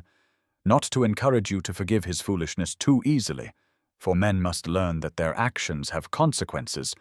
but rather to prevent you from fleeing Thornbury before the story has reached its proper conclusion, as I suspect you were planning to do, given that I observed your maid beginning to pack your things when I passed your door earlier." Eleanor felt heat rise in her cheeks at being so easily read, but before she could form a response, the dowager had crossed to the door with decisive steps, pausing only to deliver one final pronouncement that left Eleanor speechless with its implications, and the affection clear in every word despite the stern delivery. "You will join us for dinner this evening," the dowager commanded with the authority of one who had never been denied, "wearing your finest gown, and you will hold your head high as befits a woman who has captured the heart of the most sought-after duke in England, whether he has the sense to admit it yet or not, and if my grandson continues to act the fool, well, I have not lived this long without learning a few things about knocking sense into stubborn male heads, particularly when those heads belong to Ravenscroft men who seem to believe that showing emotion is tantamount to showing weakness." With that remarkable statement, the dowager swept from the room, leaving Eleanor alone with her tumultuous thoughts and a heart that persisted in hoping, despite all rational arguments against it, and as she rose from her chair to gaze out at the frozen lake, where she and Frederick had walked just days before, she found herself wondering if perhaps, just perhaps, the Dowager was right, and this story had not yet reached its ending. Though what that ending might be, she dared not imagine for fear of the pain that would surely follow if her hopes proved false once again. Eleanor descended the grand staircase at precisely 8 o'clock, her finest gown of midnight blue silk whispering against each step as she forced herself to maintain a measured pace despite the wild beating of her heart. The Dowager's words still echoing in her mind as she tried to reconcile the image of Frederick pacing his study in distress with the cold, controlled Duke she had witnessed that afternoon, and though she had spent the past hour alternating between hope and despair while Harriet dressed her hair with extra care, she still felt woefully unprepared for whatever this evening might bring. The dining-room doors stood open before her, revealing a glittering tableau of crystal and candlelight where the other guests had already assembled, and she paused for just a moment on the threshold, gathering her courage like armor as she prepared to face whatever new humiliations Lady Lydia might have prepared, only to find her breath catching in her throat as Frederick himself appeared at her elbow, having apparently been waiting for her arrival with an attentiveness that sent warmth flooding through her, despite her best efforts to remain guarded. "Miss Ashworth," he said, his voice low and formal, but with something in his dark eyes that made her pulse quicken. "May I have the honor of escorting you to dinner?" And before she could form a response, he had offered his arm with a courtly gesture that drew the attention of every person in the room, including Lady Lydia, whose perfect features twisted into something decidedly unpleasant as she watched the Duke of Thornbury lead the ruined Eleanor Ashworth to the place of honor at his right hand. The meal passed in a blur of conversation that Eleanor barely registered, too aware of Frederick's presence beside her, the way his fingers brushed hers when he passed the salt, the protective way he redirected conversation whenever Lady Lydia attempted one of her barbed comments, and most of all, the intensity of his gaze when he looked at her,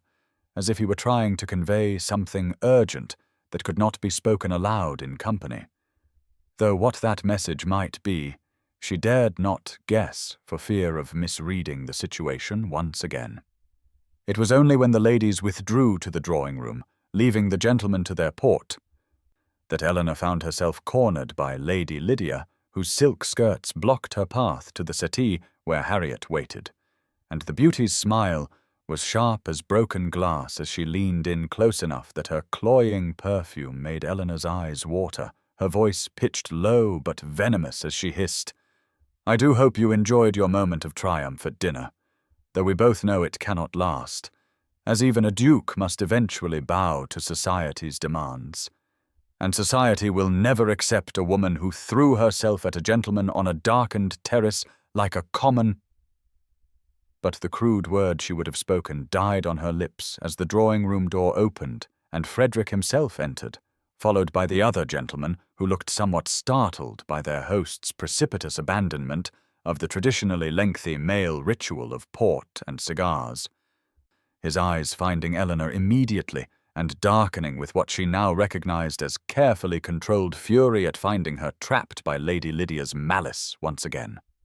The drawing-room seemed to shrink as Frederick crossed the space with deliberate steps, his dark eyes never leaving Eleanor's face as he approached with a controlled fury that made even the boldest guests step aside, and Lady Lydia found herself backing away from Eleanor as if pushed by an invisible force, her perfect features arranging themselves into an expression of innocence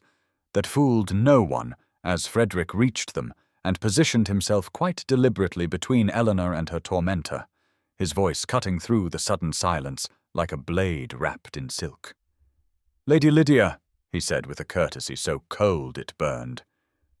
"I believe Lord Fleming was just expressing his desire to hear you play the pianoforte, a treat I'm certain we would all enjoy, particularly as it would give your remarkable talents a more appropriate outlet than the conversation you were attempting to pursue with Miss Ashworth." and though his tone remained perfectly civil, there was something in his bearing that brooked no argument, a reminder that this was his domain, and his word was law within these walls. Lady Lydia's mouth opened and closed like a landed fish, as she struggled to find a response that would not make her situation worse. But Frederick had already turned his attention to Eleanor, offering his arm with a gesture that was both protective and possessive. His voice gentling considerably as he said, "Miss Ashworth,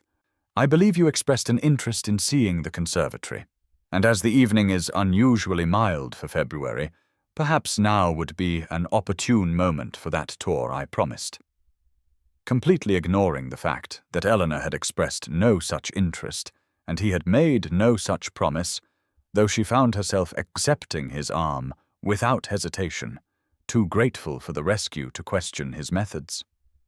The conservatory proved to be a wonder of glass and iron attached to the east wing of the house, filled with exotic plants that perfumed the air with the scent of jasmine and orange blossom, creating an almost tropical warmth that was startling after the chill of February, and Eleanor found herself breathing deeply as Frederick led her along the winding paths between towering palms and delicate orchids, neither of them speaking for several long moments as the tension of the drawing-room encounter slowly ebbed away, replaced by an awareness that was entirely different, but no less intense. "I owe you an apology," Frederick said at last, stopping beside a fountain where water trickled musically over moss-covered stones, his profile stern in the moonlight that filtered through the glass overhead as he struggled with words that clearly came difficult to a man unaccustomed to admitting fault. "For this afternoon I behaved abominably, allowing my own struggles with an emotion I had thought myself above to cause you pain,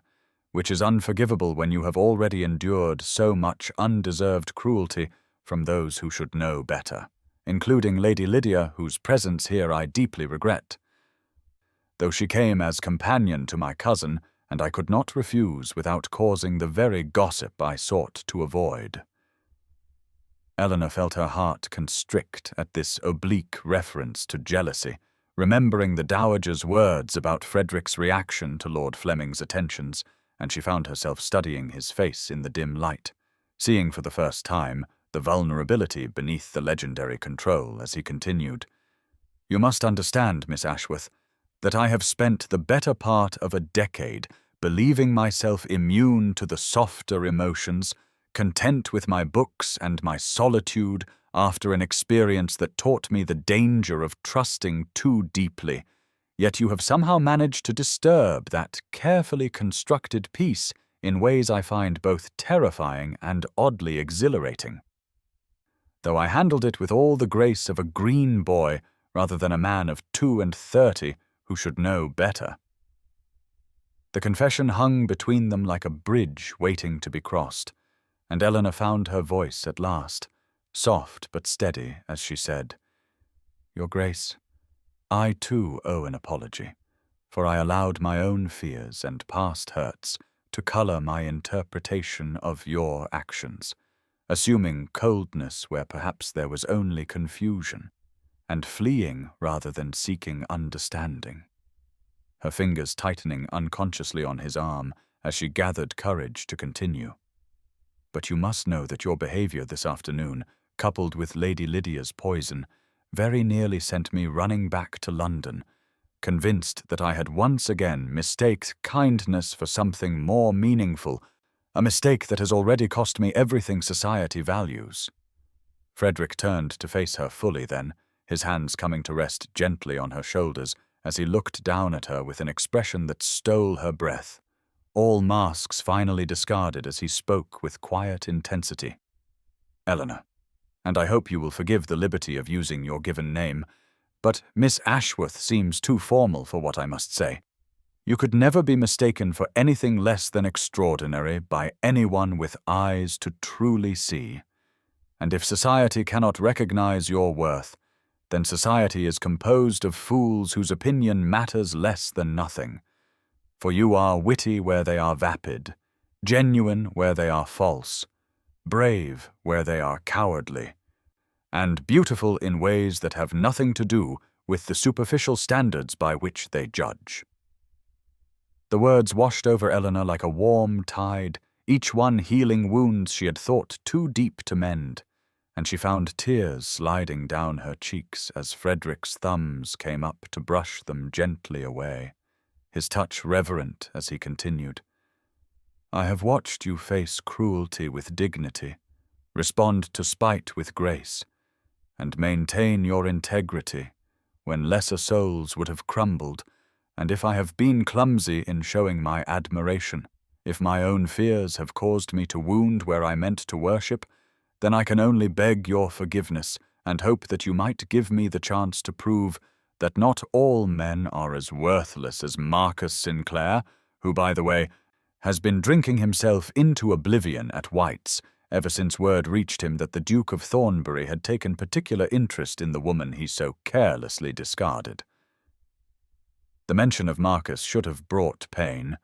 but Eleanor found that particular ghost had lost its power to wound, eclipsed entirely by the man standing before her with his heart finally laid bare,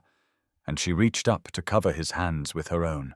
her voice trembling, but certain as she whispered, Frederick, you have nothing to prove to me, save that this moment is real and not another dream from which I must wake to find myself alone and forgotten once more.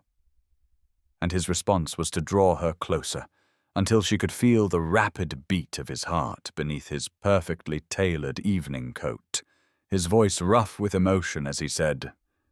Then let me spend every moment from now until forever proving exactly how real this is, how cherished you are, and how thoroughly I intend to make society acknowledge what I have known since that first evening in my library, that you are incomparable, irreplaceable, and utterly essential to whatever happiness I might hope to claim in this life. And as his lips finally found hers in a kiss that was nothing like that desperate midnight encounter with Marcus, but instead spoke of promise, permanence, and a passion built on genuine understanding, Eleanor felt the last of her walls crumble, allowing herself to believe that perhaps happy endings were not merely the province of the novels she so loved, but might actually exist for overlooked daughters of modest barons who had the courage to hope for more than society told them they deserved. The days that followed the conservatory kiss unfolded like pages from a dream Eleanor scarcely dared believe was real, for Frederick had transformed from the distant, guarded duke into something far more wonderful and terrifying, a man who sought her company at every opportunity, whose dark eyes followed her across crowded rooms with an intensity that made her blood sing, and whose rare smiles, once hoarded like precious gems, now appeared with increasing frequency whenever she spoke, as if her words alone held the power to illuminate something long dormant within him. The other guests had noticed the change, of course, for nothing escaped the keen observation of the ton, and whispers followed Eleanor like shadows, though these new murmurs carried a different quality than those that had haunted her since New Year's Eve's tinged now with speculation rather than condemnation, curiosity rather than cruelty, as society struggled to comprehend how the ruined Miss Ashworth had apparently captured the attention of the most eligible and elusive bachelor in England. Lady Lydia's fury had become a palpable thing, radiating from her perfect features whenever she witnessed Frederick and Eleanor together, which was often, for the Duke seemed determined to make his preference known to all who had eyes to see, walking with Eleanor in the gallery, partnering her at cards, ensuring she was seated beside him at every meal until even the most obtuse observer could not mistake his intentions. Harriet had cornered Eleanor in her bedchamber on the morning of February 14th, Valentine's Day as it happened, her eyes bright with barely contained excitement as she demanded to know everything, and Eleanor had found herself confessing the kiss in the conservatory, the tender words exchanged, the way Frederick had held her hand beneath the table at dinner the previous evening, his thumb tracing gentle circles against her palm while maintaining a perfectly composed expression for the benefit of their fellow guests. The Dowager Duchess had summoned Eleanor to her private sitting room that same afternoon, and Eleanor had gone with trepidation, uncertain whether she was to receive a blessing or a warning. But the old woman had merely smiled with satisfaction as she gestured for Eleanor to sit beside her on the silk damask settee,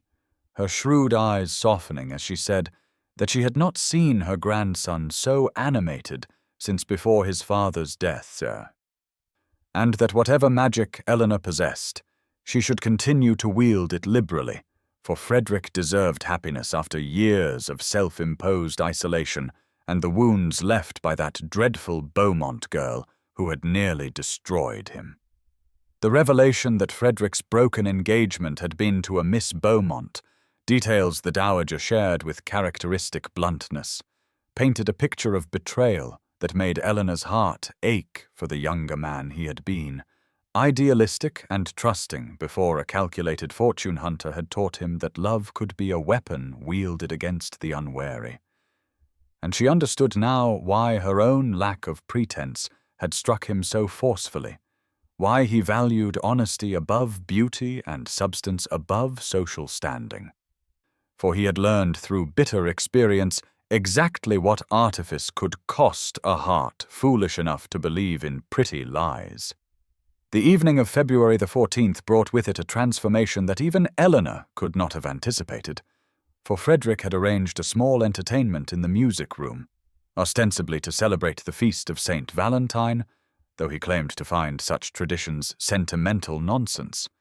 And yet the chamber had been decorated with hothouse roses whose fragrance filled the air with summer sweetness, and candles flickered in crystal holders that cast prismatic light across the assembled guests like scattered diamonds. And Eleanor found herself seated beside the Dowager Duchess with Harriet on her other side, watching as various guests performed musical pieces of varying quality. Lady Lydia's technically perfect but soulless rendition of Mozart receiving polite applause, while Lord Fleming's surprisingly tender tenor voice earned genuine appreciation. And throughout it all, Eleanor felt Frederick's gaze upon her like a physical touch, warm and possessive, and filled with a promise that made her pulse quicken beneath the modest pearl choker she wore at her throat. When the performances concluded and guests began to mingle, Frederick appeared at Eleanor's side with 2 glasses of champagne, offering one to her with a slight bow that held none of the formality such gestures usually carried between them, his fingers brushing hers deliberately as she accepted the crystal flute. And he leaned close enough that only she could hear as he murmured that he had arranged a special gift for her. But it required her presence in the conservatory at precisely 10 o'clock, and before she could respond, he had moved away to attend to his duties as host, leaving her flushed and breathless with anticipation that warred against the voice of caution that had served her so poorly before. Harriet noticed her distraction immediately, pressing her for details with the persistence of a true friend, and Eleanor found herself confessing the assignation in whispered tones, watching as Harriet's eyes widened with mingled excitement and concern. For even a ruined woman must be careful of her reputation when a duke was involved, particularly one whose intentions remained technically undeclared, despite the obvious nature of his attentions. The clock seemed to move with agonizing slowness as Eleanor attempted to engage in normal conversation, her thoughts entirely consumed by what awaited her among the tropical plants and moonlit glass. And when the hour finally approached, she slipped away from the music room with a murmured excuse about seeking air, her heart pounding so loudly she was certain the entire assembly must hear it, as she made her way through the darkened corridors toward the east wing, the scent of jasmine and orange blossom growing stronger with each step, until she pushed open the conservatory door and found herself in a wonderland of candlelight and flowers. Frederick stood beside the fountain where they had shared their first kiss, but the space around him had been transformed into something from a fairy tale, with hundreds of candles illuminating the glass walls until the conservatory glowed like a lantern against the February darkness, and roses of every color imaginable had been arranged along the pathways, their petals scattered across the stone floor like a fragrant carpet, and as Eleanor approached with trembling steps, she saw that Frederick held something in his hands, a small velvet box that made her breath catch and her eyes fill with sudden tears, for she understood now what this evening truly meant, what gift he intended to offer beneath the stars visible through the glass ceiling above them. Frederick closed the distance between them with measured steps, his dark eyes never leaving her face as moonlight and candlelight merged to cast him in silver and gold, and when he spoke his voice carried a tremor she had never heard before, a vulnerability that stripped away every vestige of the ruthless Duke and revealed simply a man standing before the woman he loved, with his heart laid bare upon the altar of hope. "Eleanor," he said, and her name had never sounded so beautiful as when shaped by his lips in this moment. "I have spent 32 years building walls around myself, convincing myself that solitude was strength and that needing no one meant I could never be wounded again. But you have demolished every defense I constructed with nothing more than your honesty, your wit, your courage in the face of cruelty that would have broken lesser souls. And I find myself undone by a woman who accidentally insulted me in my own library and then proceeded to argue philosophy with me, as though I were merely a fellow scholar rather than a duke whose very name makes strong men tremble." He opened the velvet box to reveal a ring that stole what remained of Eleanor's breath, an oval sapphire surrounded by diamonds that caught the candlelight and scattered it into 1,000 tiny stars, clearly an heirloom of immense value and even greater significance. And Frederick lifted it from its cushion with fingers that she noticed were not entirely steady, as he continued speaking with an intensity that seemed to cost him everything he had guarded so carefully for so long. "This ring belonged to my mother," he said softly, "and her mother before her, passed down through generations of Ravenscroft brides, and I swore after Miss Beaumont that no woman would ever wear it, that I would let the line end rather than risk such betrayal again. But you have taught me that the greater risk lies in never trusting at all, in building a fortress so impregnable that one becomes a prisoner within its walls rather than a lord protected by them." He took her hand in his, and she could feel the slight trembling that matched her own as he pressed his lips to her knuckles before meeting her eyes once more. "Eleanor Ashworth," he said, "daughter of a modest baron, woman scorned by the very society I am expected to lead, you are worth more than every titled lady who has thrown herself at my fortune, more than the diamonds and estates and the power of my name. And I am asking you, begging you if I must, to do me the extraordinary honor of becoming my duchess, my partner, my love, for however many years God grants us together." The tears that had threatened now fell freely down Eleanor's cheeks as she looked at this man who had seen her at her lowest and chosen to lift her rather than look away, who had defended her when defense seemed futile and pursued her when prudence would have counseled retreat, and she whispered the only word that mattered, the only word that could possibly capture everything swelling within her heart as he slid the sapphire ring onto her trembling finger, where it fit as though it had been waiting across generations for this precise moment.